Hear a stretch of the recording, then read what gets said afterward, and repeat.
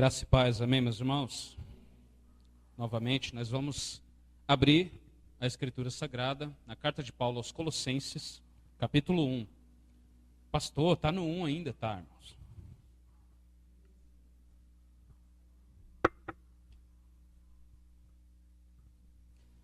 Nós estamos, se eu não me engano, na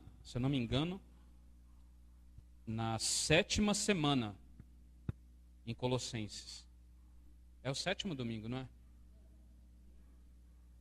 É o 5º?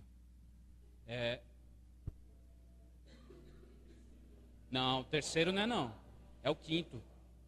Não, já foi 4. Já foi 4 já. Então hoje é o 5º. 4 já foi, tenho certeza que já foi 4.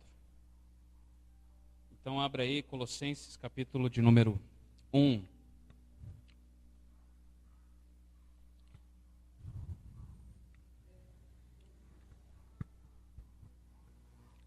Quantos acharam? Amém?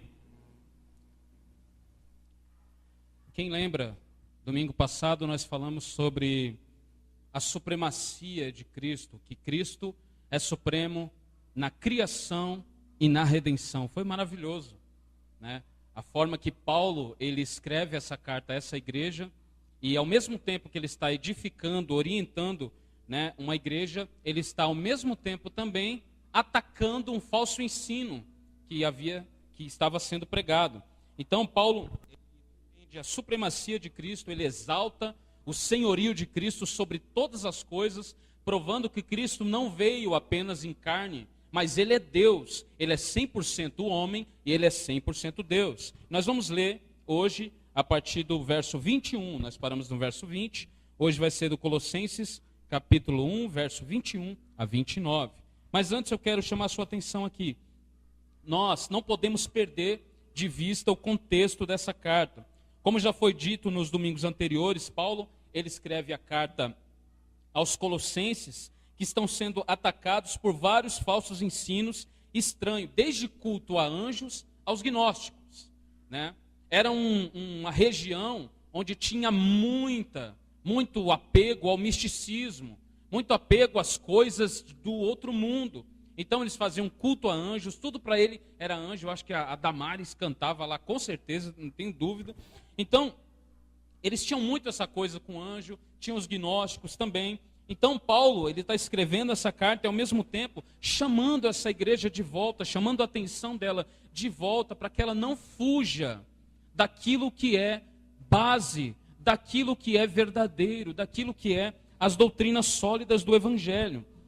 Então, havia todos esses falsos ensinos. Os moradores da cidade de Colosso são, em sua maioria, gentios.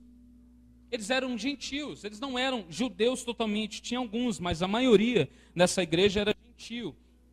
E como principal apóstolo encarregado de pregar aos gentios, Paulo se apresenta, elogia a fé deles, elogia o amor deles, elogia o líder Epáfras, que essa igreja tem, e depois fala de algumas marcas que uma igreja deveria ter. Não sei se você lembra que a gente falou aqui, né? Alguns irmãos têm boa memória, não sei se você vai lembrar. Nós falamos aqui, Paulo ele escreveu algumas marcas que a igreja de Jesus deveria ter.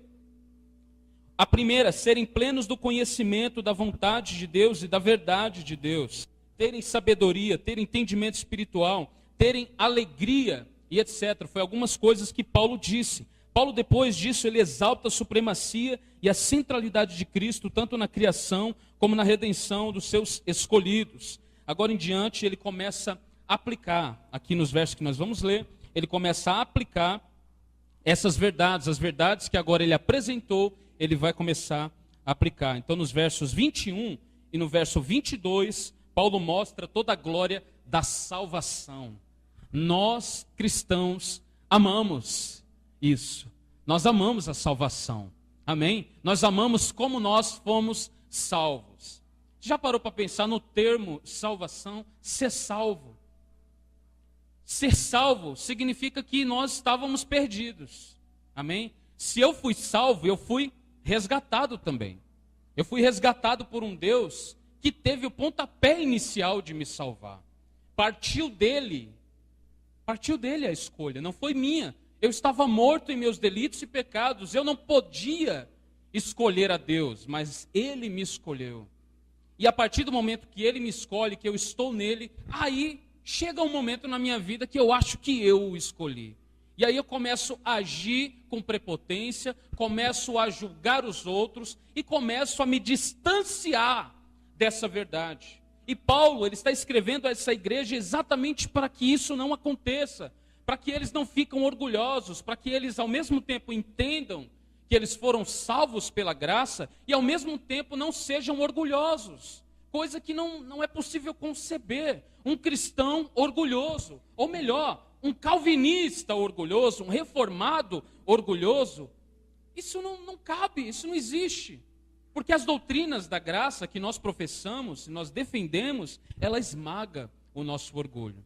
Não precisa nem dos 5 pontos, apenas o primeiro, da depravação total, já esmaga totalmente o nosso orgulho. Mostra que nós, por nós mesmos, não poderíamos ser salvos. Mas que grande salvação o Senhor nos deu. E Ele nos salvou porque nós não somos bons. Ele é bom. Não foi por nossa causa, foi por causa dele. Então Paulo aqui nos versos 21 e 22, ele vai mostrar a beleza, a grandeza da salvação. No verso 21, ele diz assim: isso inclui vocês. Vocês quem? Vocês gentios, colossenses. Isso o quê? A supremacia de Cristo, a salvação de Cristo, a reconciliação de Cristo. Deus estava reconciliando o mundo consigo mesmo em Cristo Jesus. Então, isso inclui vocês, que antes estavam longe de Deus, eram seus inimigos, dele separados por seus maus pensamentos e ações. Agora, porém, ele os reconciliou consigo por meio da morte do Filho no corpo físico. Como resultado, vocês podem se apresentar diante dele santos, sem culpa e livres de toda e qualquer acusação. Posso ouvir um glória a Deus ou não, irmão? Olha que coisa mais linda, tão cheia de graça. Olha isso daqui, meus irmãos. Agora vocês podem se apresentar diante dele livres de toda culpa, livres de qualquer acusação. Então Paulo aqui ele fala sobre a glória da salvação, e ele divide isso em 3 coisas. Primeiro, ele nos reconciliou. Primeiro ele fala da reconciliação. Paulo diz em 2 Coríntios que ele e todos os apóstolos são ministros da reconciliação. Você era inimigo de Deus. A Bíblia diz, por isso, por causa dos nossos pecados, por causa dos nossos maus pensamentos, por causa do nosso comportamento ante Deus. Nós antigamente poderíamos dizer assim: eu era alguém tranquilo, não mexia com ninguém, não fazia mal para ninguém, era gente boa, todo mundo gostava de mim, eu era muito querido. Ainda assim, meu irmão, você era inimigo de Deus. Você era inimigo de Deus porque dentro de si, na sua natureza, havia uma inimizade, ou seja, o seu pecado. E o pecado que estava dentro de você, o pecado que está dentro de você, ele luta. Ele luta. É carne contra espírito. Deus não tolera o pecado. Deus é o mesmo Deus santo que Isaías viu no capítulo 6, que diz: ai de mim que estou perecendo, porque os meus olhos viram o rei. E o problema não é que os meus olhos viram o rei, o problema é os olhos do rei me ver. Porque quando os olhos do rei me veem, eles veem toda a sujeira que há em mim, eles veem todo o pecado que há em mim. E Deus é santo, Deus não tem amizade com o pecado, há uma inimizade. Então, Paulo está dizendo para os colossenses: isso inclui vocês. Isso inclui vocês, essa é uma boa nova. Vocês que antes estavam longe de Deus, eram seus inimigos, dele separados por seus maus pensamentos e ações. Então, primeiro ele diz, agora ele reconciliou vocês. E ele divide em 3 partes, como eu disse. A primeira ele fala da reconciliação. Deus é santo e não tolera pecado em sua presença. A boa nova é que ele nos reconciliou com ele mesmo por meio da morte de Cristo. Ele nos reconciliou com ele mesmo. É por isso que muita gente não entende o Evangelho. Como pode? Primeiro, Deus que é todo poderoso, como pode Deus nascer? E nascer de uma virgem, e depois morrer, e depois ressuscitar, e nesse fato de morrer e ressuscitar, reconciliar o mundo com Ele mesmo. É por isso que Paulo diz que a mensagem da cruz para o mundo é loucura. A mensagem do Evangelho para o mundo, para aqueles que não entendem, para aqueles que não têm a mente de Cristo, é loucura. Porque a palavra da cruz é loucura para os homens, mas os homens que perecem. Mas para nós que somos salvos é o quê? Poder de Deus. A mensagem da cruz para nós que fomos salvos, é poder de Deus, poder do Senhor. Ele nos reconciliou com Ele mesmo. Reconciliação significa reestabelecimento das relações entre duas ou mais pessoas. Ele nos reconciliou, o que significa que Ele restabeleceu a relação entre os homens e Ele mesmo.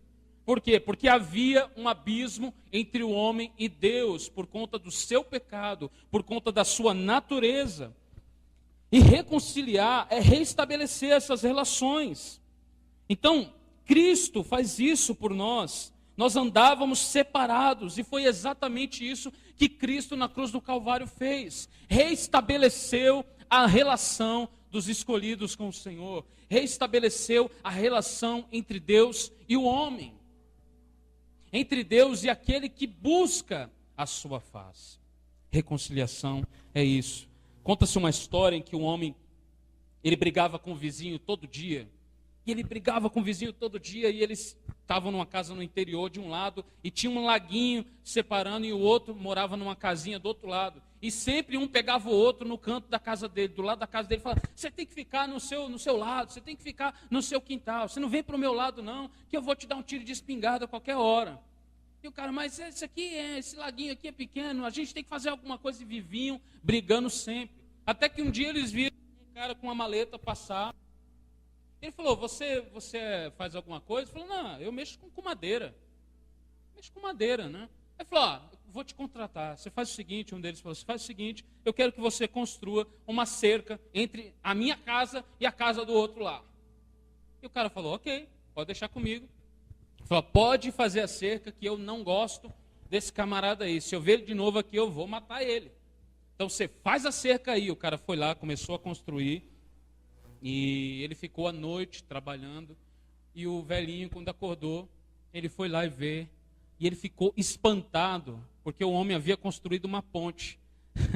Ao invés de construir uma cerca, ele construiu uma ponte. E é exatamente o que Deus em Cristo fez por nós. Porque a cerca já havia. Já havia uma cerca, já havia um abismo. Esse laguinho não é nada comparado ao abismo que há entre um pecador e o Deus Santo. Mas essa ponte é Cristo. Jesus é a nossa ponte. Jesus é a ponte que liga cada um.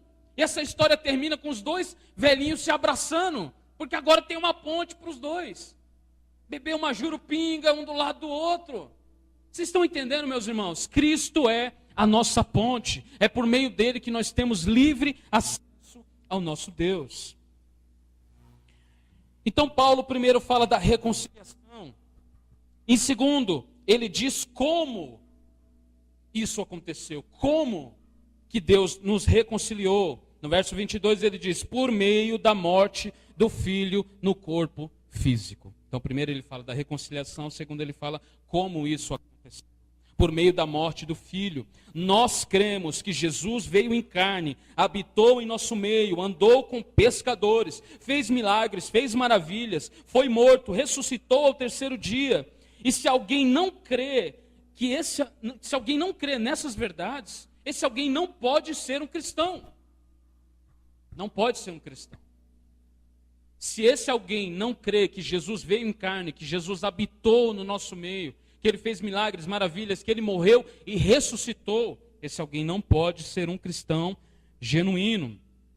Então, eu particularmente creio que há salvação fora do evangelicalismo. Eu acredito. Eu acredito, porque Deus pode fazer todas as coisas. Deus pode salvar. Deus não necessariamente salva dentro de uma igreja evangélica. É claro que é mais fácil. Mas Deus pode salvar pessoas fora do evangelicalismo. Então eu creio que há salvação fora do evangelicalismo. Agora, eu não creio que haja salvação fora do cristianismo. É uma coisa totalmente diferente. Pode haver salvação fora do evangelicalismo, mas fora do cristianismo não há salvação, porque a nossa salvação é consumada pela obra de Cristo Jesus na cruz do Calvário. Nós somos salvos por Ele. Então o símbolo do cristianismo é o quê? A cruz. A cruz. Antigamente era o ictus, né, que é aqueles peixinhos que hoje tem no carro, nos carros antigamente era o ictus, né, que os cristãos usavam antigamente, né, para falarem que eram cristãos, né, para se reconhecerem uns aos outros. Então, principalmente, isso foi muito usado em lugares que era proibido o evangelho de ser pregado. Então, quando alguém estava procurando ali um lugar, um porão onde alguém estava orando, um porão onde alguém tinha ainda uma página da Bíblia, ele via o símbolo do ictus e entrava ali. E você pensando que era só uma marca de carro. É uma coisa muito mais. Mas hoje, o símbolo principal, o símbolo que ficou mundialmente conhecido do cristianismo é a cruz. É a cruz. A cruz é o símbolo do cristianismo. E uma cruz que diretamente remete à morte de Cristo e de todos aqueles que creem. Porque se eu creio em Cristo, se você crê em Cristo, logo nós morremos. Nós morremos para nós mesmos. Não tem como haver nova vida sem haver morte. Não tem como. Nós morremos para nós mesmos. Não podemos esquecer que Paulo aqui ele está atacando o falso ensino dos gnósticos de que Jesus não podia vir em carne. De que Jesus não podia ter vindo em carne e ser Deus ao mesmo tempo. E ao mesmo tempo que Paulo ele chama a atenção dos colossenses para as doutrinas básicas do Evangelho, ao mesmo tempo ele mira também naqueles que querem envenenar a igreja. Então nós temos sim o dever de falar a verdade, nós temos sim o dever de defender a fé. De defender. Tem coisa que não precisa ser defendida, mas há coisa que precisa ser defendida. Então nós somos desses cristãos, que ao mesmo tempo pregam o evangelho, mas ao mesmo tempo também mira naqueles que querem envenenar uma igreja. A nossa oração é que, por exemplo, ninguém desse tipo entre aqui na Missão Graça Abundante. Sabe essas pessoas que entram, parece uma coisa, mas depois vai soltando veneno? Sabe, você já fez parte de uma outra igreja, você sabe que sempre tem alguém assim. Que na frente de todo mundo é o irmão abençoado. É o irmão abençoado, mas por trás está só lançando veneno. Lançando veneno, criando motinha aqui, criando motinha ali, criando motinha aqui, motinha ali. Aí quando vai ver, a igreja está toda dividida por causa do irmão. Mas eu oro para que isso não aconteça aqui. Se acontecer, eu tenho certeza que principalmente os homens daqui serão homens. Que a nossa primeira reação a uma coisa dessa deve ser falar a verdade. Se alguém chega em nós falando alguma coisa, a gente fala a verdade. Fala, pastor, o irmão falou isso daqui, isso daqui, isso daqui. Irmão, é o ministério dedo duro? Não é. Mas isso é defender a fé. É defender a fé. Então, a gente vive num tempo onde as pessoas não têm mais esse sentimento, não tem mais essa reverência, não tem mais esse amor. Então, uma das marcas da igreja não é apenas amor a Deus, é amor aos irmãos. Nós falamos no começo, amor à igreja. E nós amamos a igreja sim. Eu amo a igreja, não porque eu sou pastor, eu amo a igreja de Jesus. Então, ao mesmo tempo que nós pregamos o evangelho, devemos também atacar os falsos ensinos. Devemos bater de frente com quem quer envenenar a igreja de Cristo, com falso testemunho, com mentira. Então nós devemos fazer isso. Eu tinha um pastor antigo que ele costumava fazer isso. Teve uns irmãos que falou mal, um irmão falou mal de mim, e aí ele me chamou, o pastor me chamou, eu pensei que ele ia me chamar assim para, me elogiar por alguma coisa. Ele falou, quero chamar você. Chamou o irmão, falou mal de mim, colocou um na frente do outro e falou, e a verdade qual é? E aí? Aí ele falou, só que não acabou não. Aí esse irmão falou, na verdade, o grupo de jovens todo falou mal dele. E aí ele me pôs de frente com todo o grupo de jovens.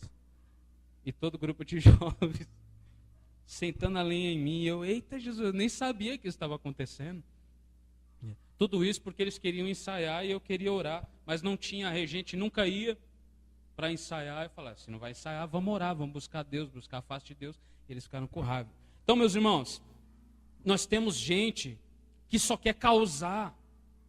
Só quer causar. E na igreja de Colosso, havia esses irmãos também. Havia aqueles que estavam sendo influenciados pelos falsos ensinos.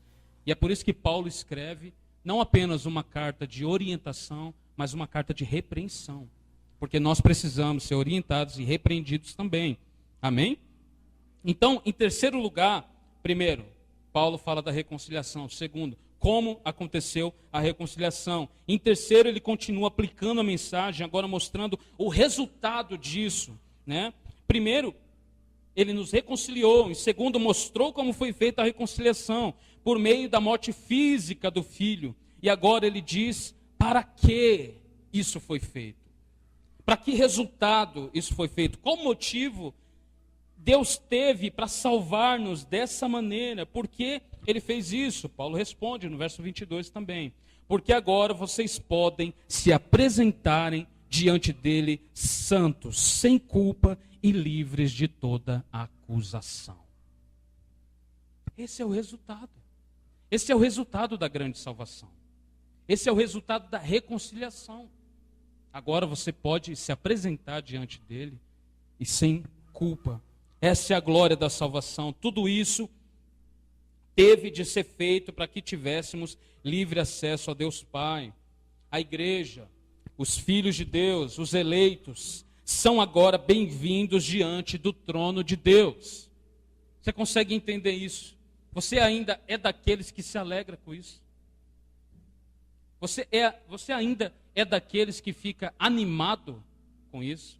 Que não perdeu o uau, que nós falamos aqui no estudo bíblico? Não perdeu o uau, o brilho nos olhos, a paixão? Você é daqueles ainda que quando alguém fala do amor de Deus, quando alguém fala o nome de Jesus, seu coração treme, você fica com vontade de amá-lo mais? Você é desses ainda, porque a igreja é assim. A igreja de Jesus é assim. E diversas coisas vão acontecer para que nós percamos essa paixão, para que nós percamos esse desejo de agradar a Deus. Mas nós agora somos bem-vindos, totalmente bem-vindos, aceitos. É muito diferente, eu já dei esse exemplo aqui, de eu chegar na casa do presidente Bolsonaro. Sei que os irmãos dizem, ei, capitão, não. É muito diferente eu chegar lá e falar, eu vou falar com o presidente Bolsonaro. O que vai acontecer? O Eduardo Bolsonaro vai me dar um tiro. Estou brincando mesmo. Mas os seguranças vão me falar, não, você não tem hora marcada, então tá convidado a se retirar, a ir embora daqui. Mas uma coisa é o Bolsonaro sair, José, deixa entrar aí, tá ok? É muito diferente, amém? É muito diferente. Por quê? Porque agora eu sou bem-vindo por Ele.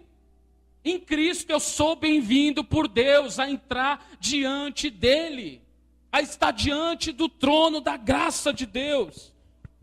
Estar diante do presidente é uma coisa maneira, uma coisa massa. Eu gostaria de só falar, poderia ser qualquer presidente. Porque é uma coisa legal, você está diante de um presidente da república, fala, e aí, está aí a bolsa de valores, alguma coisa você vai falar com ele. Como é que está? Agora, está diante do Deus Todo-Poderoso, Soberano, Senhor, não há comparação, meu irmão, não há comparação.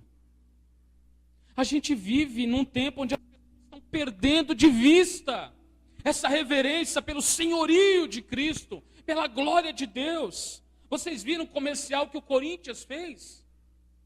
eles chamando de corintianismo, brincando como se o time fosse uma religião. As pessoas perderam de vista o temor a Deus. Qualquer coisa para eles é Deus. Isso não é novidade, porque o futebol no Brasil é Deus. E outras coisas a mais. Então nós vemos as pessoas dessa maneira.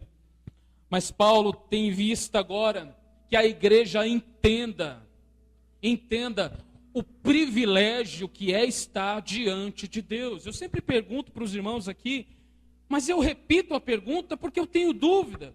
Os irmãos creem que Deus está aqui? Você crê que Deus está aqui? Eu creio que Deus está aqui. Eu creio. Não como aquele corinho que fala, quando eu cheguei aqui, meu Senhor já estava. Não dessa maneira. Mas eu creio que Deus está aqui. E se eu creio que Deus está aqui, a minha vida deve ser norteada por esse sentimento, deve ser mudada, deve ser afetada por esse sentimento. Eu vou sair da minha casa com perspectiva, vou sair da minha casa com expectativa. Por quê? Porque eu estou indo ter um encontro com Deus poderoso, o mesmo Deus que tirou o povo do Egito, o mesmo Deus que fez água sair da rocha, o mesmo Deus que abriu o mar para o pessoal passar 2 vezes. A gente está em Josué, né? Estamos em Josué, amém, irmãos? Já passou, né, agora, né? Olha só. Quantos meses a gente está? Acho que tem 3 meses. Olha o tanto que a gente já está lendo. Daqui a pouco a gente chega em Apocalipse.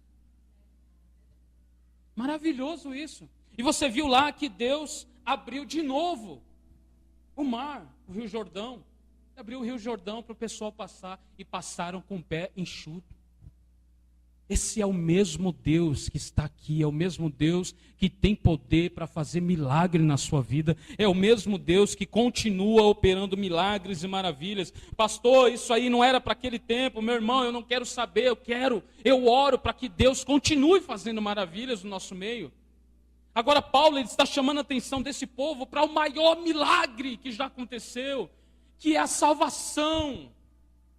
É um homem que era inimigo de Deus, uma mulher que era inimigo de Deus, agora olhar para si e se ver no direito, no privilégio que tem de estar diante de um Deus santo, diante de um Deus poderoso. Nós somos bem-vindos diante do trono de Deus, e a melhor parte, a parte mais espetacular, a parte mais bonita de tudo isso, é que nos apresentamos diante dele agora sem culpa. Sem culpa, não há culpa mais em mim, não há culpa mais em você, não há culpa pelo pecado, não há culpa pelo diabo, não há culpa por nada. Nós nos apresentamos diante dele sem culpa. Isso é maravilhoso. Livres de toda acusação. Livres de toda acusação.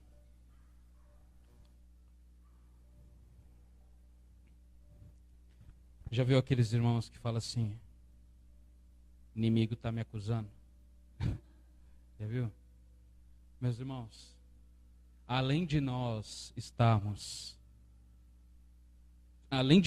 podermos nos apresentar diante dele, santos, sem culpa, não há acusação sobre nós. Não há condenação para aqueles que estão em Cristo Jesus. Não há.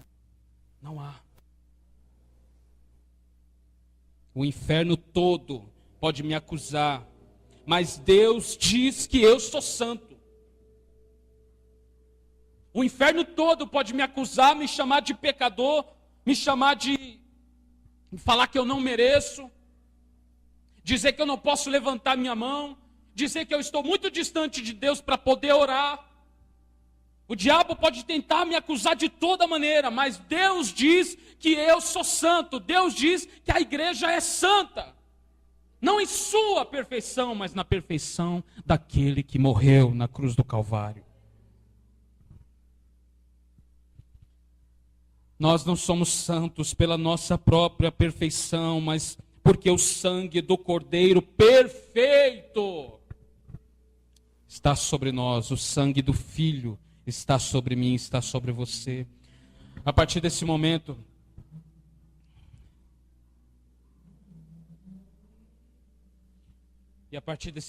que o sangue de Jesus está sobre mim, eu deixo de ser inimigo de Deus e passo a ser filho. Passo a ser filho. Não só amigo, passo a ser filho de Deus. Verso 23. Meus irmãos, nós vamos tentar correr para a gente terminar, tá? Esses primeiros 2 versículos eram muito importantes a gente expor, mas pausadamente. Mas os versos 23 em diante, a gente vai tentar ser um pouco mais rápido para terminar no horário, amém? Verso 23, Paulo, ele traz a memória, vamos ler lá. É preciso, porém, que continuem a crer nessa verdade, e nela permaneçam firmes, não se afastem da esperança que receberam quando ouviram as boas novas que foram anunciadas em todo o mundo, e que eu, Paulo, fui designado servo para proclamar.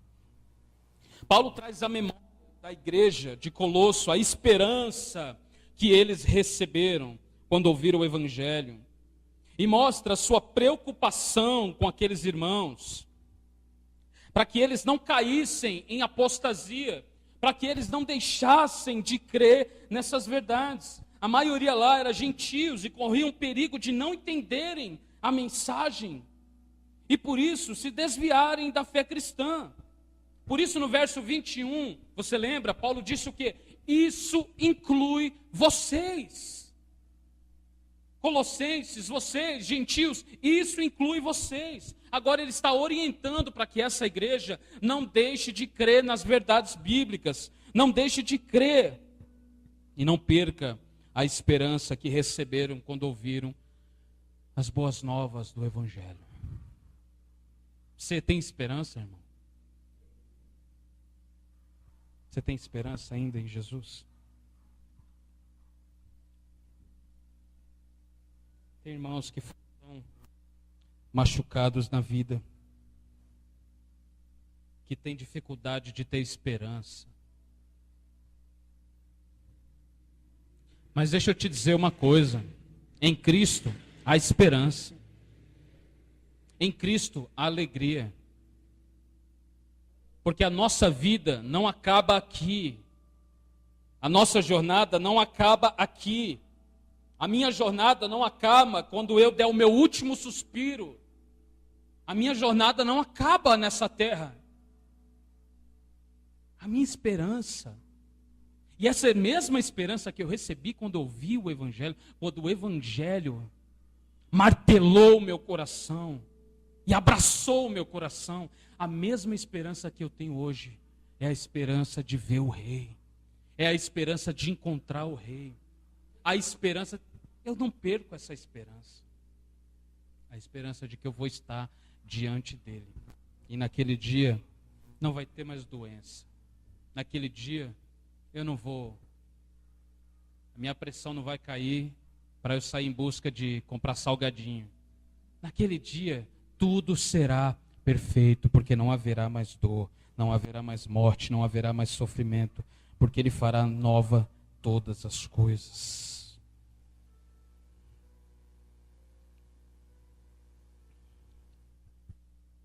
Paulo está dizendo isso para que eles saibam do plano de redenção que agora incluía todos aqueles que nele crê. Não mais só os judeus.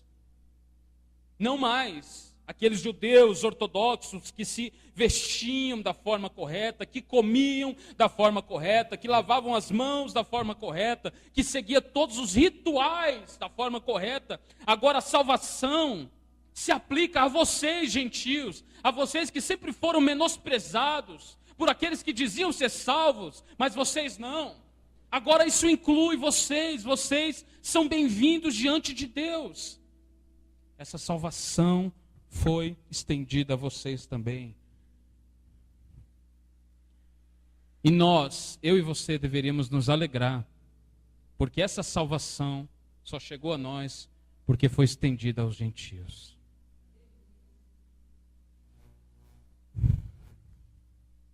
Jesus é tão bom, Jesus é tão salvador, que Ele morreu há mais de 2000 anos atrás. Ele entregou sua vida na cruz há mais de 2000 anos atrás. Mas Ele continua salvando nos dias de hoje. Continua sendo o alento para a alma desesperada. Continua sendo a alegria para os aflitos, para os deprimidos, para aqueles que não têm aonde se esconder. Sempre que vão a Jesus, nele encontram um lugar seguro. Aleluia. Glórias ao meu Jesus. Glórias ao meu Jesus.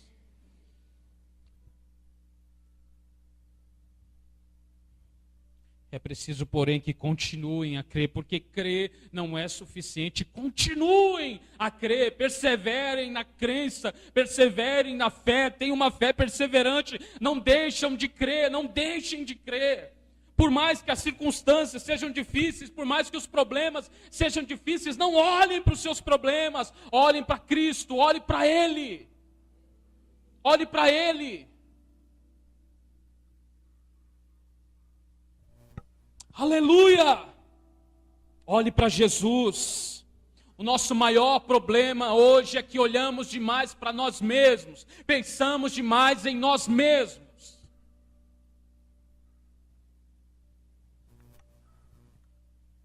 Tudo é sobre Jesus, nada é sobre você, nada. Nada. E essa é a nossa maior frustração quando entramos numa igreja e entramos numa igreja bíblica e ouvimos isso. Porque nós vivemos em tempos onde as pessoas querem apenas entretenimento, elas querem coceiras na sua alma, elas querem que as pessoas afagam os seus egos. Jesus não faz isso. Jesus mostra para nós que nós precisamos dele. E ele mostra isso mostrando o nosso próprio coração a nós mesmos. E quando nós estamos diante dele, olhamos para ele, ao mesmo tempo olhamos para nós percebemos nós percebemos a grandiosa glória que há em Cristo e a escuridão que há em nós. Mas Paulo diz, escrevendo aos Colossenses, essa salvação agora se aplica a vocês também, mas não deixem de crer, não percam a esperança. Para eu e você hoje já é importante nós não perdermos a esperança, mas eu quero chamar a sua atenção para aquele tempo. Ter esperança naquele tempo é muito mais difícil do que ter esperança hoje. Porque você não podia dormir em paz, porque qualquer hora podiam dar chutes na sua porta e te matar por causa da sua fé. E hoje nós estamos acomodados no Brasil. Estamos acomodados, comendo tudo do bem e do melhor, vestindo melhor, dormindo melhor, tendo a melhor casa, o melhor carro, a melhor igreja, e continuamos da mesma forma. Não mudamos nada, botamos culpa em tudo, em todo mundo. Paulo está chamando a nossa atenção, dizendo, olha, tenha esperança, não olhem para si, olhem para aquele que salvou vocês.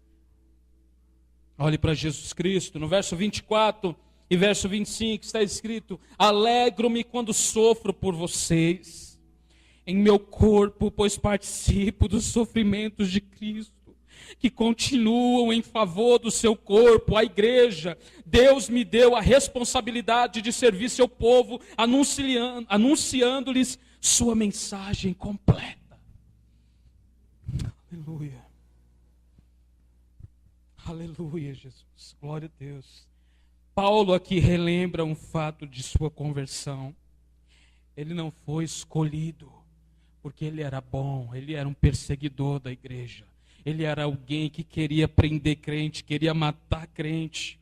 Ele foi escolhido como ferramenta para a evangelização dos gentios. E isso, sem dúvida alguma, incluía sofrer.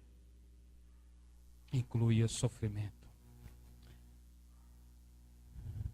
Jesus disse a Paulo que mostraria a ele o quanto ele devia padecer pelo nome dele. E aqui ele diz de uma forma maravilhosa que talvez nenhum outro apóstolo teve coragem de dizer. Ele diz: eu participo dos sofrimentos de Cristo. Eu sou participante dos sofrimentos de Cristo. E ele não só diz sobre os sofrimentos de Cristo, ele diz que esses sofrimentos continuam em favor da sua igreja.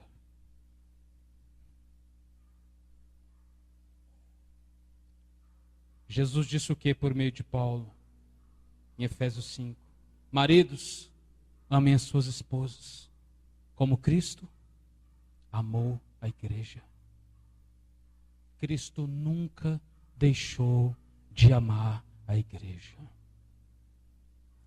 E a maior prova que Cristo não deixou de amar a igreja é que os sofrimentos dele continuam em favor da mesma.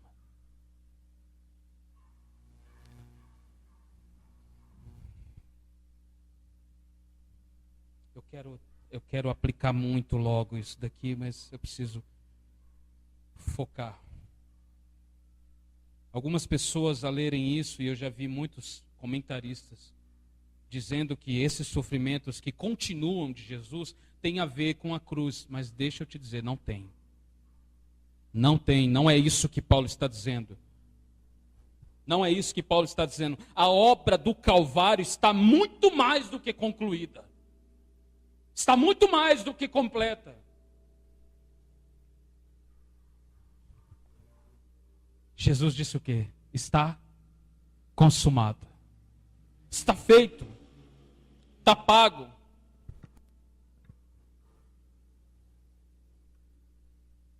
Eu não queria falar isso, mas tetelestai.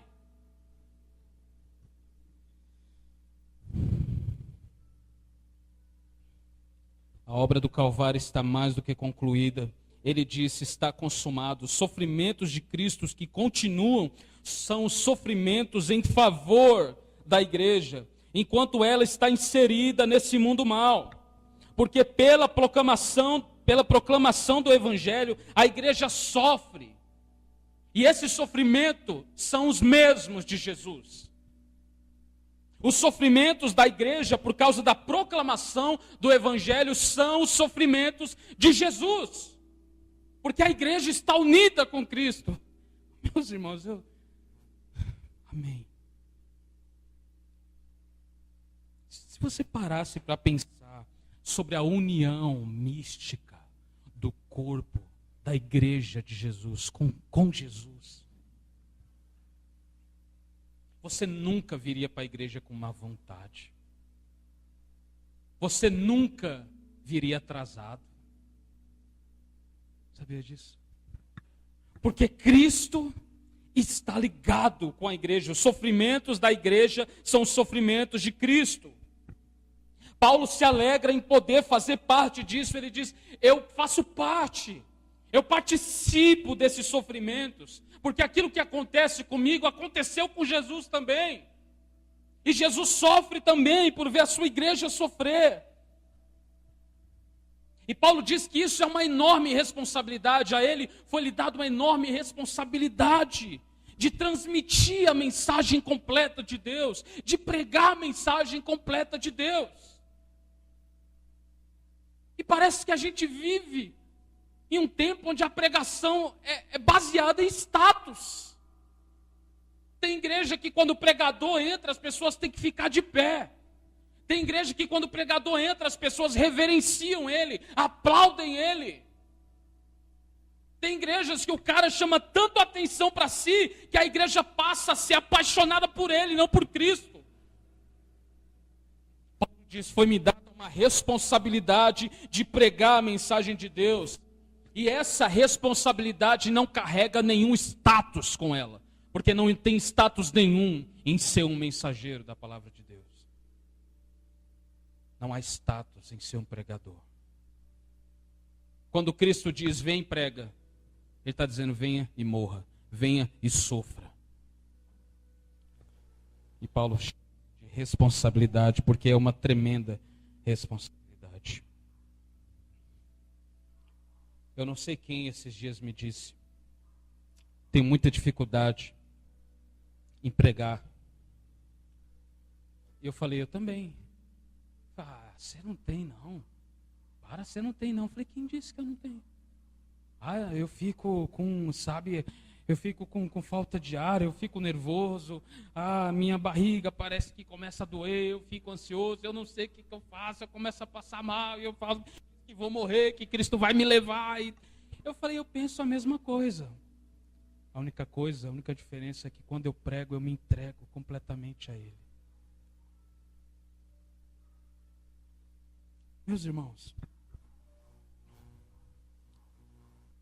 o desejo de um pregador não é ser reconhecido. Eu estou dizendo de um pregador, amém? Não é ser reconhecido, não é que as pessoas aplaudam ele, não é que as pessoas reverenciem ele. O desejo de um pregador é que as pessoas entendam o que está sendo pregado. É que as pessoas louvem a Deus. Louvem ao Deus do pregador e não ao pregador. Só tem um que é digno de ser adorado, e esse alguém é o Senhor Jesus, Rei dos Reis, Senhor dos Senhores. No verso 26 e verso 27, diz assim: essa mensagem foi mantida em segredo por séculos e gerações, mas agora foi revelada ao seu povo santo, pois Deus queria que eles soubessem que as riquezas gloriosas desse segredo também são para vocês, os gentios. E o segredo é este: Cristo está em vocês, o que lhes dá a confiante esperança de participar de sua glória. Paulo fala a respeito do segredo. As traduções mais antigas usam a expressão mistério. Quantos creem nesse mistério aqui? Mistério. Agora, esse segredo ou mistério não é algo que devia ser mantido em oculto para sempre. Esse mistério era um segredo oculto, propositalmente. Era um segredo oculto propositalmente pelo Senhor. Esse mistério era um segredo que estava em oculto, mas que foi revelado no tempo certo que Deus queria. No tempo certo que Deus quis revelar. O Senhor revelou esse mistério, não no tempo dos homens, mas no tempo dele. Paulo diz que esse segredo estava oculto durante séculos e gerações, mas agora foi revelado ao seu povo santo. Deus sempre chama a sua igreja de santa. Os crentes são chamados de santo. Não se apegue a esses irmãos que gostam de comiseração. Eu sou um pecador e eu vou morrer. Não se apegue a essas coisas. Não se apegue. Seja pecador aos seus olhos, mas entenda que você é santo aos olhos de Deus. Entenda isso. Se considerar um pecador, não é ficar por aí choramingando. Não é ficar por aí dizendo, não, eu não sou ninguém, Jesus não me amou, eu não sou querido por Deus. É claro que você é. Você foi alvo da misericórdia de Deus. Havia um louvor antigo que a gente cantava, quem lembra? Você tem um valor, o Espírito Santo se move em você. Então os irmãos já começam, o espírito do calvinismo já começa a entrar assim. Não, eu não sou ninguém. Meu irmão, vai ser ninguém lá longe. Nós somos queridos por Deus, nós somos amados por Deus. E sim, eu tenho um valor e você tem um valor. Não porque nós, aos nossos olhos, valemos alguma coisa. Mas é porque algo aconteceu conosco, que fez com que a gente valesse muito. E esse algo foi o sangue de Jesus derramado sobre nós. Então sim, nós temos valor. Amém? Quero que valorize o que você tem. Você é um ser, você é alguém tão importante para Deus. Você é um ser, você é alguém tão importante para Deus. Tem alguma mentira nisso? Não. Eu queria fazer a outra parte, eu esqueci. Quero que o quê? Você é um ser, você é alguém tão importante para Deus. Quero que... Dou angústia e dor nesse seu complexo inferior. É aquele irmão que eu estava falando, sabe? Não. Dizendo às vezes que não é ninguém. Se tem uma coisa que você é alguém em Cristo. Nós temos algo que se chama identidade. Você é conhecido por sua identidade. Pessoal, mostra o RG, vê lá, feiura. É tu. Pode ser a pessoa mais bonita, irmão. Ninguém fica bonito em RG, ninguém. A pessoa pode ser aquela pessoa linda, maravilhosa, tipo eu, assim. Mas na hora que vai tirar a foto, parece o Maior e a Thaís com aquelas as caras que eles fazem. Ninguém fica bonito em RG, ninguém. Mas a minha identidade, eu quero que você saiba disso, não é apenas José. A minha identidade não é apenas José Ageu, filho do José Ageu, filho da Rosa Barbosa. A minha identidade é filho de Deus, salvo pela graça. Eu sou importante para Deus. Você lembra da mulher do fluxo de sangue? Vendeu tudo o que tinha. Ninguém conseguia tratar ela. Ela era vista como ninguém. E aos olhos dela, para ela também, ela agia como se fosse ninguém. Ela tinha que viver longe do arraial. Até o momento que ela anda por meio das pessoas e toca na orla do vestido de Jesus. E quando Jesus olha para aquela mulher, quando Jesus ele sente virtude saindo de si, sente poder saindo de si, o que ele diz? Ninguém me tocou? Alguém me tocou. Em Cristo você é alguém. Em Cristo você tem valor. Então para de ficar chorando angústia e dor com esse complexo inferior. Então, meus irmãos, vamos correr aqui para terminar. Paulo ele diz que esse segredo foi revelado. Qual é o segredo? Que Cristo morreu também pelos gentios. Que isso também se aplica aos gentios. Tudo isso é aplicável. E no verso 7 ele diz, pois Deus queria que eles soubessem que as riquezas gloriosas desse segredo também são para vocês, os gentios, os colossenses, a missão graça abundante. E o segredo é este, Cristo está em vocês. Posso ouvir um amém ou não? Cristo está em vocês, não apenas sobre vocês, mas em vocês. Ele é o Emanuel, o Deus conosco. Emanuel, amém, irmãos? É uma piada interna, só vai entender aqui. Cristo está em vocês, o que lhes dá a confiante esperança de participar da sua glória.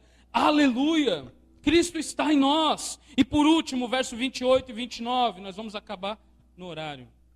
Quer dizer, já deu 8 horas, vamos acabar agora. Verso 28 e verso 29. Antes de continuar, irmãos, não seja aquele irmão que dá o horário e já começa a cogitar o pastor cair, cogitar alguma coisa acontecer. Não seja desses irmãos. Amém?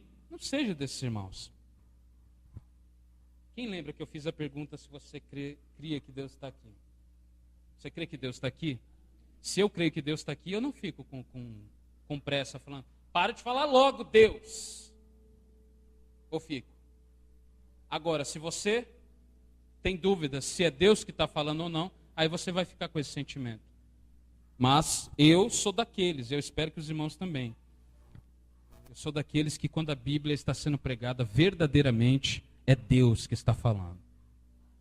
E o mesmo Deus que está falando sabe do horário. O pastor também sabe do horário. Mas às vezes passa alguns minutos. Então os irmãos fiquem na bênção aí. Amém? Então no verso 28 e verso 29 diz assim, portanto, proclamamos a Cristo, advertindo a todos, ensinando a cada um com toda sabedoria para apresentá-los maduros em Cristo. Por isso, trabalho e luto com tanto esforço na dependência do seu poder que atua em mim. Na dependência do seu poder que atua em mim. Glória a Deus por isso. Paulo chama a atenção da igreja para quê? Para não deixarem de trabalhar, para não deixarem de cumprir a sua missão de pregar a Cristo. E pregar a Cristo com sabedoria. Pregar a Jesus. Ensinando cada um com sabedoria para apresentá-los maduros em Cristo. E esse é o papel da igreja. Esse é o papel de cada irmão. Esse não é o papel apenas do pastor. Esse não é o papel apenas do obreiro. Esse é o papel de cada um dos irmãos e das irmãs. Pregar a Cristo. Pregar Jesus. Esquece aquela frase bonitinha que diz assim: prega o evangelho, se necessário, use palavras. Esquece isso. Use as palavras sim. Pregue Jesus, fale de Jesus, fale da esperança que você tem hoje. Diz o que Jesus fez na sua vida. Diz o que Jesus está fazendo na sua vida. Alguns irmãos falam muito do que eles eram antigamente. Eu era um bandido, eu era um ladrão, eu era isso, eu era aquilo, eu era isso, eu era aquilo. E termina o testemunho do CD. E aí quando termina, ele não falou nada de Jesus, só falou que ele era tremendo. E você acaba o testemunho e você fala: esse cara é zica, meu. Quer dizer, que glória trouxe para Deus? Nenhuma. Nenhuma. Nenhuma. Não fale e não traga ênfase naquilo que você era. Traga ênfase naquilo que você é. Um salvo pela graça em Jesus. Eu estava uma madrugada dessa falando com meu filho. Eu falei: filho, eu queria te falar o que Jesus está fazendo na minha vida. Ele falou: pode falar, pai. Eu falei: você sabia que o pai ama Jesus, não sabia? É tudo que o papai mais ama, é Jesus. Ele: eu sei, pai. Você é pastor, né?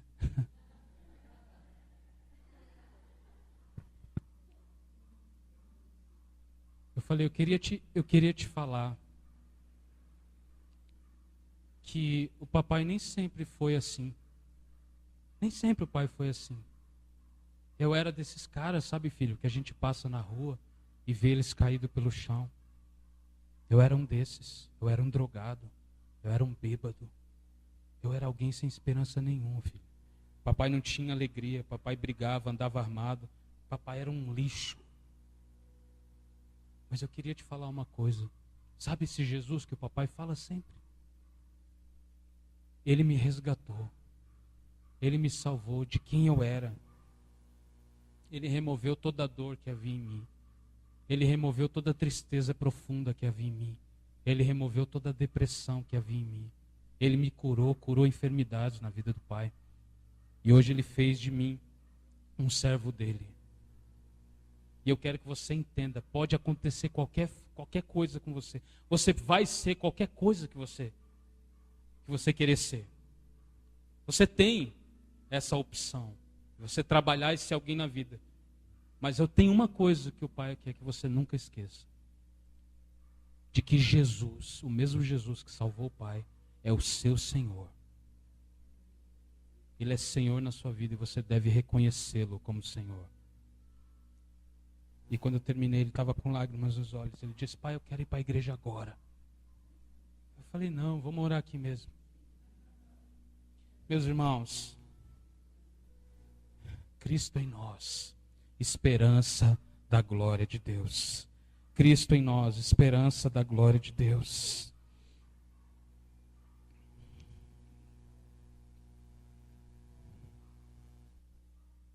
Por fim, o apóstolo diz sobre ele mesmo: por isso eu trabalho e luto com tanto esforço na dependência do seu poder que atua em mim. Por isso eu luto com tanto esforço, é por isso. Não porque eu quero parecer o melhor apóstolo, não porque eu quero ser conhecido como apóstolo. Porque Cristo operou em mim, porque eu dependo da força de Cristo, o seu poder atua em mim para isso. Ai de mim se eu não anunciar o Evangelho de Cristo, ai de mim, ai de mim. Nós temos muito que aprender com Paulo, nós temos muito que aprender com essa carta. Tudo que o apóstolo disse a essa igreja, Deus diz a missão Graça Abundante. Tudo isso se aplica a nós, tudo isso. Essa mensagem da reconciliação em Cristo deve nortear as nossas vidas. Essa mensagem da reconciliação de Deus em Cristo deve afetar diretamente o nosso viver diário. Deve afetar a maneira como eu olho para o meu cônjuge. Deve afetar a maneira com que eu me relaciono com os meus amigos. Porque eu não sou mais quem eu era. Eu sou nova criatura. Eu sou servo de Deus, eu sou salvo pela graça. E eu quero parecer com Jesus. Sem Cristo, sem salvação. Sem cruz, sem vitória. Sem morte, sem vida. É isso.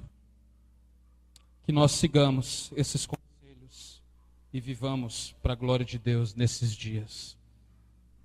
A criação aguarda com expectativa a manifestação dos filhos de Deus. A criação aguarda.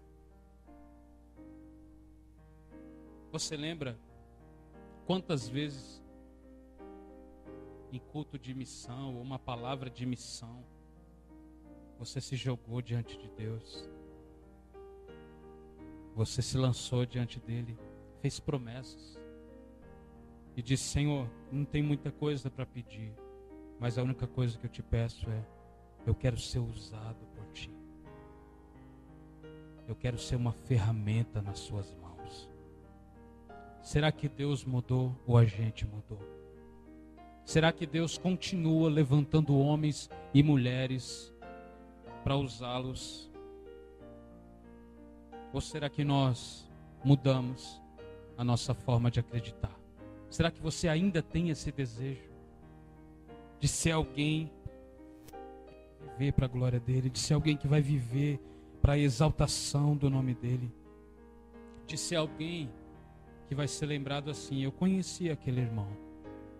Se tem uma das coisas que eu sei e sabia desse irmão, dessa irmã, é que ele e ela amava Jesus.